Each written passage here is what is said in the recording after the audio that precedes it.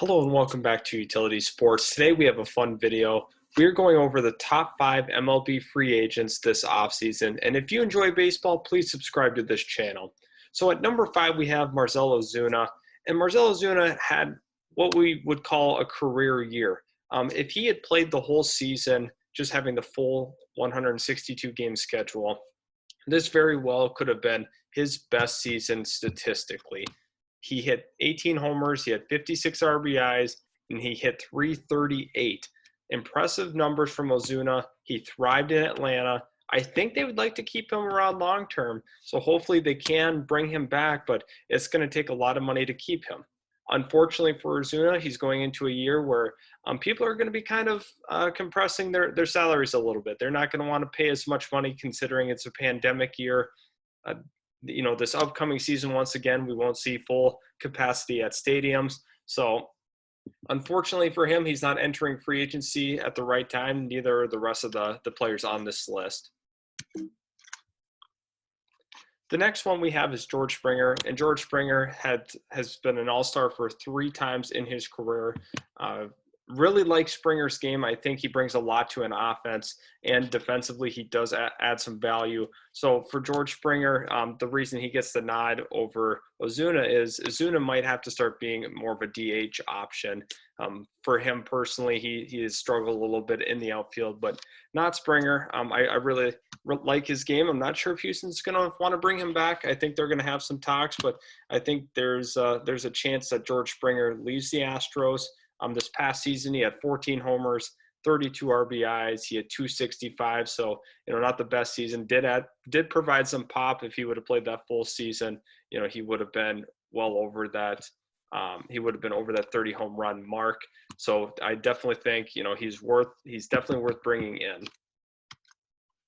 The next player I have is DJ LeMahieu, who won the batting title. I mean, he hit 364 this year with the Yankees. I very well could see him re-signing another contract with the Yankees. I think it would probably be a 5-year term until he's 37 years old, maybe a little less, maybe a 4-year term. It kind of depends because his game ages really well. He's a guy that can hit the ball all over the field. He can hit it oppo. He can pull it. DJ LeMahieu is a guy that you definitely want to bring back. He also led the league in OBP and OPS. So phenomenal season by him. Hitting 364 is really tough, but it was a shortened season, however. But you cannot take away from how good he is. Finally, he got out of Colorado. People are starting to take notice of DJ LeMahieu these last 2 years with the Yankees. So, good for him. He's going to get a big-time contract. Really happy to see if the Yankees bring him back, which I think they will because he's a crucial part of what they do. The next one is Trevor Bauer, who had an insane year pitching. Obviously, he won the Cy Young. He had a 1.73 ERA in 11 games started. He had 2 complete games and shutouts, 73 innings pitched, had 100 strikeouts in those innings. So for Cincinnati, it's really tough. They might have to tear it down in terms of they're going to have to just try to scramble and get what they can get ultimately. But for Trevor Bauer, he's going to sign with the big market team. He had mentioned, he kind of trolled people by saying he might go to Houston, even though he's been the biggest advocate for, punishing Houston for what they did. But Trevor Bauer is going to be a hot commodity. It's not a lot of times that you find those true number 1 starters on the market still. He's only 30 years old. He's got a lot of good years left in the tank for himself. And he really, came into his own this year. So I like Trevor Bauer moving forward. I think a lot of teams should be in on Trevor Bauer. Obviously, we could see some of the bigger market teams really make a push for him. But Bauer is a hot commodity, but possibly not as hot as coming across a franchise catcher in JT Realmuto.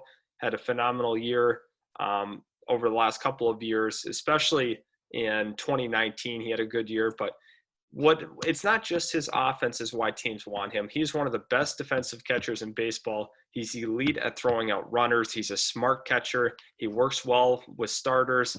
He can call really good games. So JT Realmuto is definitely going to be that hot commodity because we do not see catchers get to the free agent market that often, especially elite ones. JT Realmuto is definitely one of those elite tier catchers, arguably the best catcher in baseball. He adds some value with the bat. He can hit, 20 home runs a year, but especially defensively, that's where he makes his money. He's a stud catcher, works well with starting pitchers. I really think he's going to get a massive contract. It's going to be interesting to see if Philly decides to bring him back. Obviously, they're paying Bryce Harper a lot of money. They're paying a lot of guys a lot of money, to be quite honest with you. And I think that JT Realmuto fits with the Phillies long term. But I think there's going to be some teams that are going to be trying to buy in on him and his services. I think that he's going to be the hottest guy on the market, arguably, of all the free agents, him or Bauer. It kind of depends on what way you want to go. But I really like Realmuto in the long term as well. I think his game also ages well. So we could expect to see, probably him try to cash in on a 6 or 7 year deal just so he can get that big money to towards the back end of his career. And once again, if you do like baseball, please subscribe and like this. It really helps out when you like our videos. We would really appreciate that. And thank you so much for watching, and we'll see you in the next video.